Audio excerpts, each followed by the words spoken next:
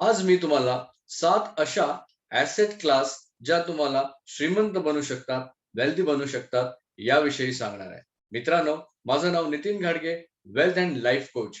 Robert Kiyosaki यांच्या rich dad, poor dad या पुस्तकामध्ये एक गोष्ट हायलाइट केलेली आहे आणि ती म्हणजे नोकरी करणारी व्यक्ती त्याच्या लाईफमध्ये कधीच श्रीमंत बनू शकत नाही. बट नोकरी करणाऱ्या व्यक्तीने ॲसेटचं खरं डेफिनेशन अंडरस्टँड केलं, तर नक्कीच नोकरी करणारी व्यक्ती देखील रिच बनू शकते, वेल्दी बनू शकते. ॲसेट म्हणजे नक्की काय? ॲसेटचं डेफिनेशन म्हणजे नक्की काय? हे बऱ्याचशा लोकांना माहीत नाहीये. ट्रेडिशनल एज्युकेशन सिस्टमनी आपल्याला कोणत्या अशा ॲसेट्स आहेत, या आपल्याला रिच बनू शकतात, वेल्दी बनू शकतात, हे बिलकुल देखील शिकवलेलं नाहीये. आणि त्यामुळे आपण भारतामध्ये बऱ्याचशा मिस्टेक्स करत असतो. ॲसेट्समध्ये गुंतवणूक करताना एक्झॅक्टली कुठल्या ॲसेट्समध्ये इन्व्हेस्ट करायला पाहिजे, किती प्रमाणामध्ये इन्व्हेस्ट करायला पाहिजे, हे बिलकुल पण ज्ञान नसल्या कारणाने आपण कधी रिच आणि वेल्दी बनू शकत नाही. सो या ॲसेट्स अंडरस्टँड करण्यासाठी पहिली गोष्ट ॲसेटचं डेफिनिशन म्हणजे काय? एक अशी वस्तू जे तुमचं टाईम इन्व्हेस्ट न करता देखील तुमच्यासाठी पैसे जनरेट करू शकते. या वस्तूला आपण ॲसेट म्हणतो. आता या ॲसेटमधून तुम्हाला पैसे जनरेट करण्यासाठी त्या ॲसेटचा बेसिक लेव्हलवरती अभ्यास करणं तरी तितकंच गरजेचं आहे. सो आज या 7 ॲसेट क्लासमध्ये पहिली ॲसेट क्लास येते, ती आहे डायरेक्ट इक्विटी. इक्विटी. हो मित्रांनो, स्टॉक मार्केट आय थिंक बऱ्याचशा लोकांना ऐकून आहे. बऱ्याचशा लोकांनी त्याच्यामध्ये आपले हात भाजले देखील आहेत. काही जणांनी थोड्या प्रमाणामध्ये पैसे देखील अर्न केले. बट स्टॉक मार्केटमध्ये इन्व्हेस्ट करताना पहिली जी बेसिक गोष्ट आहे, ती म्हणजे तुम्हाला अंडरस्टँड करायचं आहे, की आपण स्टॉक मार्केटमध्ये इन्व्हेस्ट का करतो? सिंपल वेमध्ये जर सांगायचं झालं, तर स्टॉक मार्केट म्हणजे तुम्ही अशा बिझनेसमध्ये इन्व्हेस्ट करता, ज्या बिझनेसमध्ये तुम्हाला फक्त तुमचा कष्टाने कमवलेला हार्ड अर्न मनी फक्त इन्व्हेस्ट करायचं आहे. तुमचं नॉलेज तिथे लागेल, पण तुमचे एफर्ट्स नाही लागणार. त्या बिझनेसमधल्या बारकाई बारकाई गोष्टी या तुम्हाला अंडरस्टँड करण्याची बिलकुल गरज नाही. फॉर एक्झाम्पल तुमच्याजवळ ₹50,000 आहेत आणि हे ₹50,000 तुम्ही रिलायन्स इंडस्ट्रीला मॅनेज करायला दिलेत. दॅट मीन्स आता रिलायन्स इंडस्ट्रीच्या मुकेश अंबानी आणि पूर्ण टीमची रिस्पॉन्सिबिलिटी येते, की तुमचे हे ₹50,000 कसे ग्रो होतील. तुमचं हार्ड अर्न मनी एक अशा कंपनीला तुम्ही मॅनेज करायला देता, जे कंप्लीट तुमच्या 50,000 ची जी काही अमाउंट इन्व्हेस्ट करतात, त्याची रिस्पॉन्सिबिलिटी घ्यायला तयार आहे. अशा सिच्युएशनमध्ये एंटायर कंपनी आणि कंपनीचं मॅनेजमेंट, कंपनीचे एम्प्लॉयी रात्रंदिवस हार्ड वर्क करून तुमच्या पैशाला कसं ग्रो करता येईल, हे ऑल्वेज बघत असतात. For example again me Reliance industry recommend करत नाहीये, बट या एंटायर केसमध्ये तुम्हाला अंडरस्टँड करायचं आहे, की रिलायन्स इंडस्ट्री हा एक स्टॉक आहे. या स्टॉकला गेल्या 5 वर्षामध्ये जर तुम्ही एनालिसिस केलं, तर अप्रॉक्सिमेटली 288% हा स्टॉक ग्रो झालेला आहे.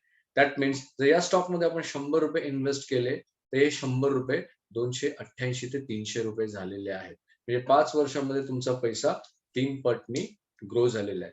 आता जर तुम्हाला एखादा बिझनेस स्टार्ट करायचा आहे, मी तुमच्या कॅलिबरवरती डाउट घेत नाहीये, बट तुम्हाला तुमचा बिझनेस स्टार्ट करून 5 वर्षामध्ये या पद्धतीने तुमचे पैसे ग्रो करायचे असतील, तर खूप काही हार्ड करावे लागतात, खूप काही रिस्क घ्यावं लागतं, खूप करेज तुमच्यामध्ये येणं फार गरजेचं आहे.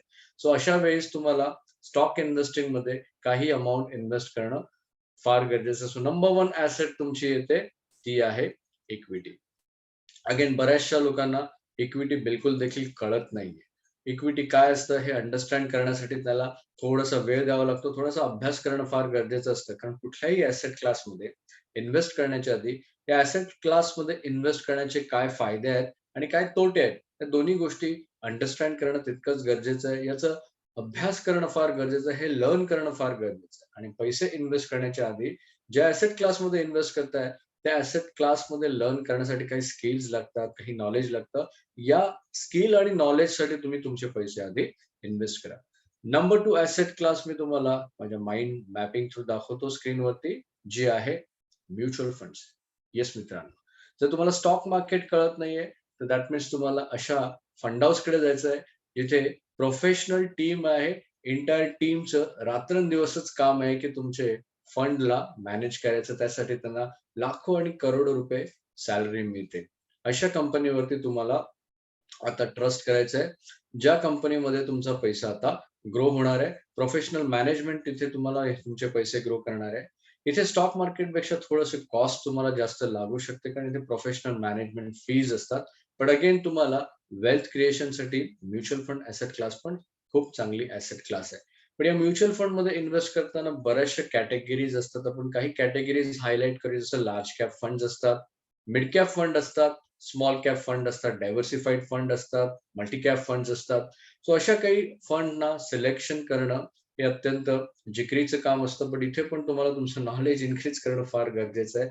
विदाऊट नॉलेज तुमचे पैसे इन्व्हेस्ट करू नका. तुम्हाला तुमच्या नॉलेजच्या स्किल्सला शार्प करणं फार गरजेचं आहे. सो म्युच्युअल फंडमध्ये बेसिकली जर तुम्हाला large cap, mid cap, small cap पण देखील कळत नाही आणि तुम्हाला क्विकली इन्व्हेस्ट करायचं, दॅट मीन्स इन्व्हेस्ट करण्याच्या आधी तुमच्या लाईफमधला फायनान्शियल पर्पज आधी आयडेंटिफाय करा.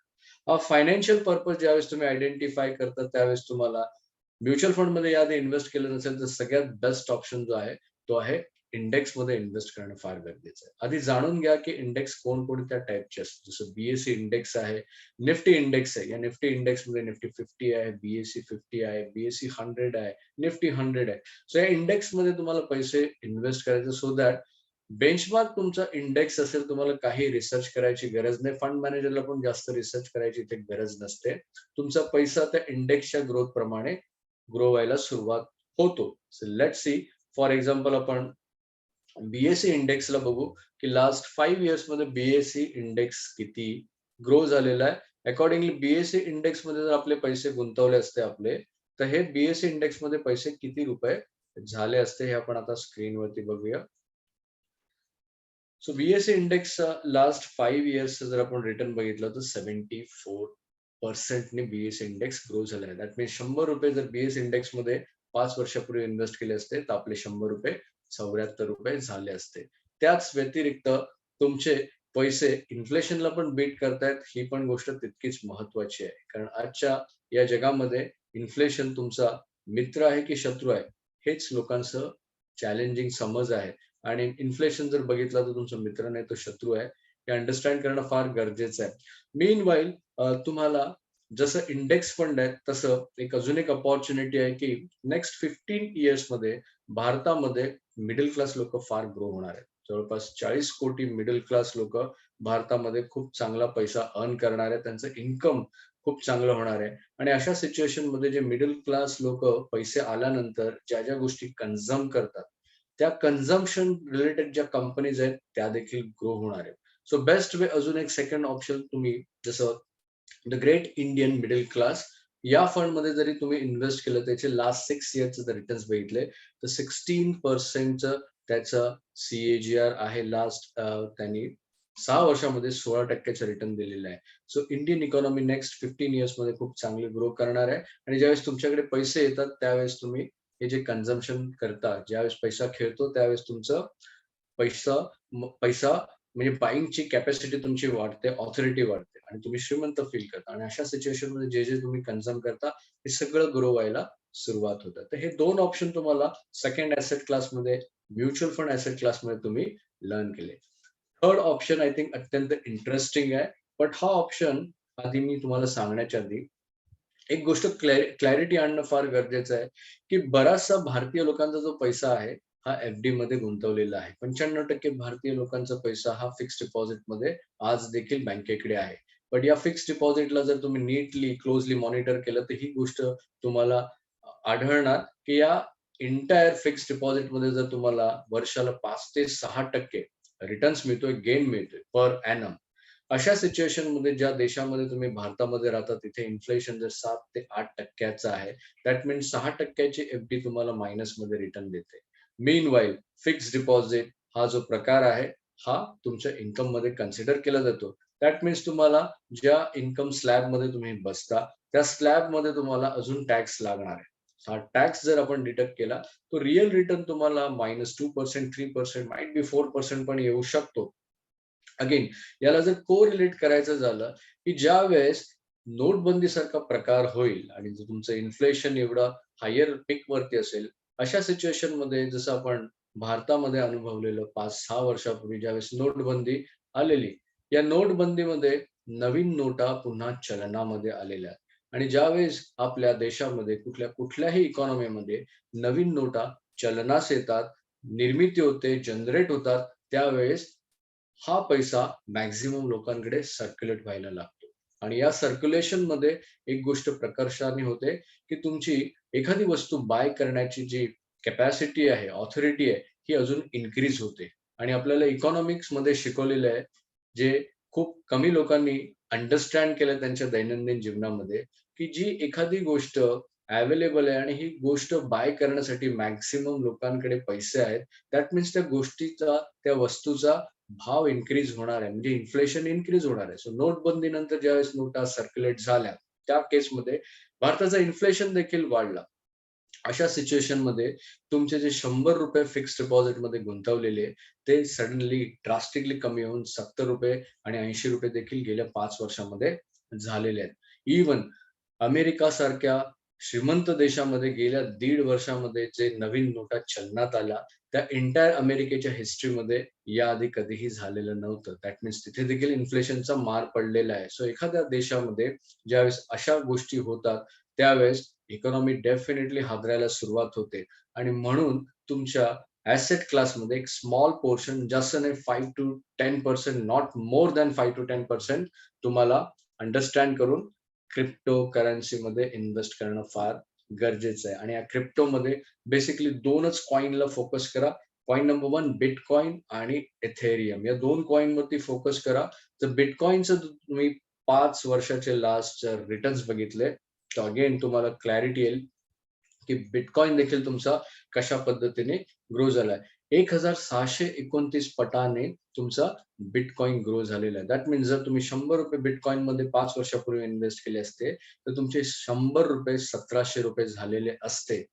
सो अशा काही गोष्टी ज्या ॲसेट्स तुम्ही बाय करताना करता, थोडे-थोडे पैसे तुम्ही वेगवेगळ्या ॲसेट क्लासमध्ये करता, त्यावेळेस तुम्ही इन्फ्लेशनला देखील बीट करू शकता. मीनवाईल सेम इकॉनॉमीमध्ये जर तुम्ही 5 वर्षापूर्वी बँकेच्या फिक्स्ड डिपॉझिटमध्ये इन्व्हेस्ट केले असते, तर तुमचे ₹100 चे बिटकॉइनमध्ये ₹1700 झाले. ते बँकेच्या एफ-डीमध्ये 100 चे ₹80 झाले. तुमची बायिंग कॅपॅसिटी त्याच्यामध्ये कमी झाली.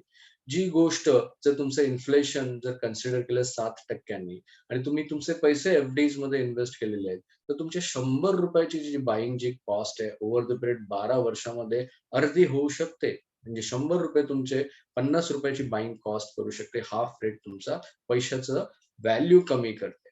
सो म्हणून क्रिप्टो करन्सीमध्ये जास्त इन्व्हेस्ट करू नका. व्होलाटाईल ॲसेट आहे. अगेन रेग्युलेशन तिथे बऱ्यापैकी नाहीये, पण हार्डली 5% तुम्ही तुमच्या इन्व्हेस्टमेंट ॲसेट क्लासमधून क्रिप्टो ॲसेट क्लासमध्ये इन्व्हेस्ट करणं काही गैर नाही. नंबर 4 ॲसेट क्लास कमोडिटीज आणि कमोडिटीजमध्ये 2 ॲसेट क्लास फार महत्त्वाचे आहेत. या 2 ॲसेट क्लास आहेत गोल्ड आणि सिल्व्हर.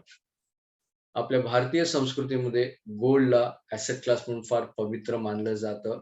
बट प्राचीन काळामध्ये ज्यावेळेस गोल्ड इंट्रोड्यूस झालेलं, त्यावेळेस गव्हर्नमेंटकडे, सरकारकडे जेवढं सोनं होतं ना, तेवढ्याच नोटा चलनामध्ये आणल्या जात होते. बट 1970 नंतर गव्हर्नमेंटनी हे डिसिजन घेतलं, की गोल्ड जेवढं आहे तेवढ्याच नोटा चलनात असून चालणार नाही. जर आपल्या इकॉनॉमीला ग्रो व्हायचं तर दॅट मीन्स नवीन नोटांची छपाई सुरू झाली. तर त्यावेळेस गोल्डला खूप व्हॅल्यू होती. बट नाउअडेज अजूनही आज गोल्डला व्हॅल्यू आहे. बट गोल्डमध्ये आता फ्लक्च्युएशन कमी झाले त्यानंतर आणि रिझन त्यावेळेस ज्या नोटा चलनात येत होत्या, रुपीज होत्या, डॉलर्स होते. सो या डॉलरच्या चलनाच्या निर्मितीनंतर गोल्डचा पण भाव इन्क्रीज व्हायचा. बट नाउअडेज आता तसं नाहीये. आज gold as an asset class, silver as an asset class एक स्टेबल ॲसेट क्लास आहे.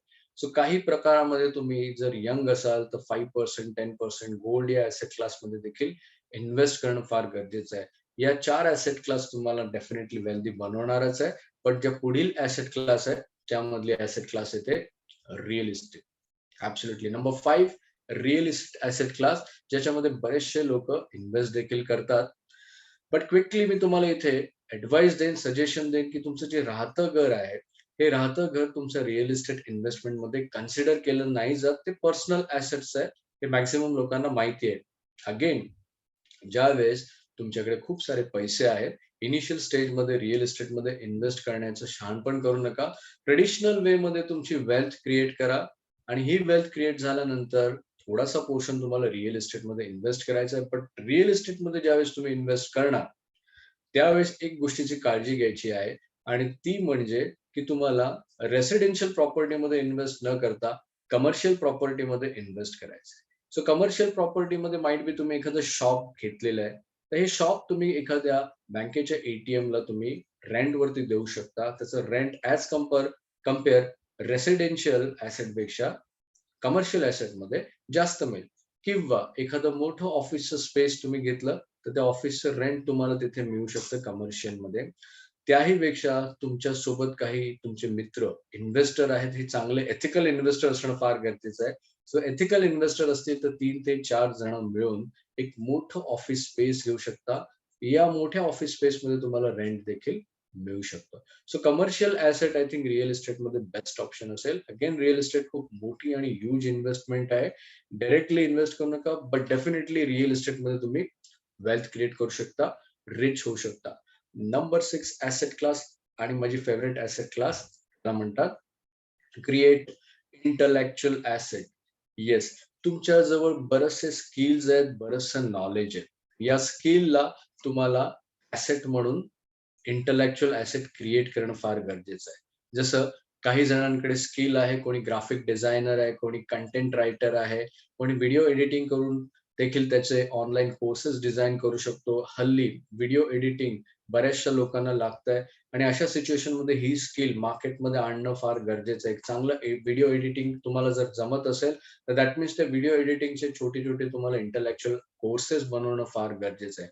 आज Udemy सारख्या चॅनलवरती तुम्हाला खूप सारे असे कोर्सेस मिळतील ज्याच्यामध्ये या सर्व इंटलेक्चुअल ॲसेट्स आहेत आणि या इंटलेक्चुअल ॲसेट्स बनवणाऱ्या व्यक्ती लाखो करोडो रुपये आज कमवतायत. लगीन बुक रायटिंग तुम्ही जर केलं असेल, तर एक बुक तुम्ही राईट करता त्यावेळेस तुम्हाला ते तुमचं लाईफटाईम ॲसेट होऊन जातं. तुम्हाला त्याची रॉयल्टी मिळते आणि या रॉयल्टीमधून तो देखील तुमचं उत्पन्न जनरेट होतं. सो 6 ॲसेट क्लासमध्ये आपण जे बघितलं त्यातली 6वी ॲसेट क्लास आहे. तुम्हाला एक इंटलेक्चुअल ॲसेट क्रिएट करणं फार गरजेचं आहे.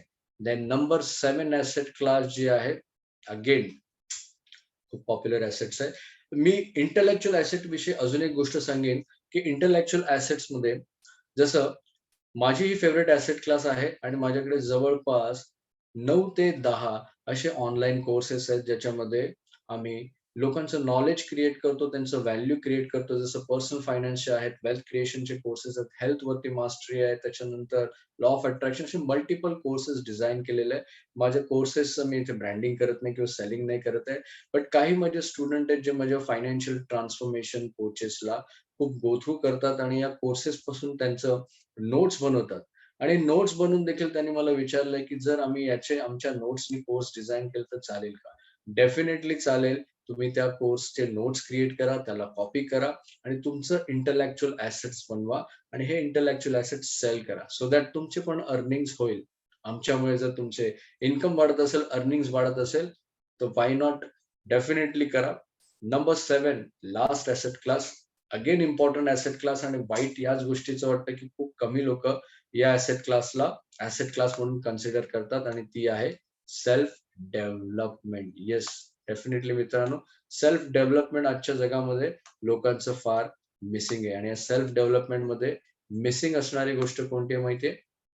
मिसिंग असणारी गोष्ट आहे तुमचं फिजिकल वेलबिंग, मेंटल वेलबिंग आणि तुमच्या लर्निंग्स. आज आपल्या समाजामध्ये बरेचसे लोकं एंटरटेनमेंटमध्ये व्यस्त आहेत, पण सेल्फ डेव्हलपमेंटमध्ये कोणी देखील व्यस्त नाहीये. सेल्फ डेव्हलपमेंट त्यांच्या लाईफचा बिलकुल देखील भाग नाहीये. आज जर 20s मधली जी यंग जनरेशन आहे, ही यंग जनरेशन त्यांच्या फिजिकल हेल्थला खूप दुय्यम दर्जा देतात.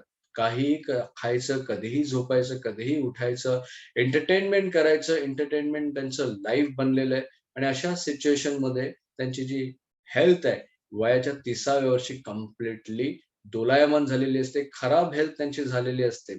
अगेन मेंटल वेलबिंग पण तितकंच महत्वाचं आहे. जर तुम्हाला मेंटली स्ट्रॉंग व्हायचं असेल, तर दॅट मीन्स तुमचं नॉलेज अपग्रेड करणं फार गरजेचं आहे. कारण नॉलेज जर तुम्ही अपग्रेड नाही केलं, आपल्या संस्कृतीमध्ये बऱ्याचशा मी यंग जनरेशनला इव्हन फॅमिलीजमध्ये पण असे काही एंटरटेनमेंट होतात, ज्याच्यामध्ये हजारो आणि लाखो रुपये खर्च केले जातात. पण वाईट याच गोष्टीचं वाटतं, की ज्या वेळेस तुम्ही एखाद्या पिझ्झासाठी ₹1000 स्पेंड करता, पण तुमचं नॉलेज आणि तुमचं माइंडसेटचं नॉलेज इन्क्रीज करण्यासाठी एक ₹200 बुक तुम्ही इन्व्हेस्ट नाही करू शकत किंवा काही स्मॉल कोर्सेस आहे जे तुमचं लर्निंगमध्ये ॲड केलंय. जसं तुमची स्किल डेव्हलप करण्यासाठी काही ऑनलाईन कोर्सेस आहेत. या कोर्ससाठी तुम्ही 0 इन्व्हेस्ट करता. आय थिंक या पद्धतीचं जर तुमचं दुय्यम दर्जाचं माइंडसेट असेल, तर सेल्फ डेव्हलपमेंटमध्ये तुम्ही इन्व्हेस्ट नाही करणार. तुम्ही स्ट्रगल करणार. सोसायटीने एक स्क्रिप्ट लिहिलेली आहे. या स्क्रिप्टमध्ये एंटरटेनमेंट ही एक स्क्रिप्ट लिहिलेली आहे. एंटरटेनमेंटमध्ये लाखो लोकं, करोडो लोकं आय थिंक वेब सीरीजमध्ये पैसे इन्व्हेस्ट करतात किंवा Netflixचं सबस्क्रिप्शन घेतात किंवा मूव्हीसाठी पैसे खर्च करतात. पण एक त्यापैकी फार कमी लोकं त्यांच्या सेल्फ डेव्हलपमेंटसाठी बुक्स, ऑनलाईन कोर्सेस आणि या सगळ्या गोष्टींमध्ये पैसे इन्व्हेस्ट करतात. तो फिजिकल वेलबिंग मिसिंग आहे, मेंटल वेलबिंग मिसिंग आहे आणि लर्निंग मिसिंग आहे आणि हे सगळं तुमच्या सेल्फ डेव्हलपमेंटमध्ये येतं. जर तुम्ही तुमचं सेल्फ डेव्हलपमेंट या ॲसेट क्लासवरती काम नाही केलं आणि हे जे 7 ॲसेट क्लास मी तुम्हाला आज ज्या सांगितल्यात, या 7 ॲसेट क्लासमध्ये टप्प्याटप्प्याने थोडी-थोडी अमाउंट जरी तुम्ही इन्व्हेस्ट करायला सुरुवात केली, तर डेफिनिटली तुम्ही 5 इयर्समध्ये वेल्दी सांगू शकत नाही, बट रिच तरी व्हाल.